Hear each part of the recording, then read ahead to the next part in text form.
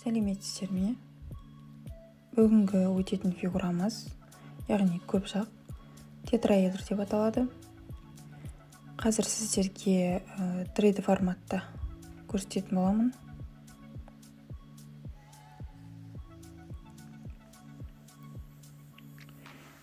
Бұл фигурамыз тетраэдр деп аталады.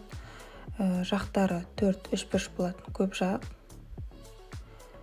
Тетраэдрдің 4 жағы, 6 қыры және 4 төбесі болады.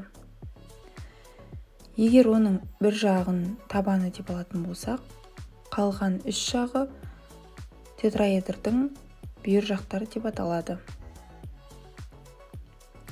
Және оның түрлі жазықтықта жататын және ортақ нүктелері жоқ екі қыры қарама-қарсы қырлары деп аталады. Көріп тұрғандарыңыздай, бұл тетраэдрдің 3D форматтағы үлгісі.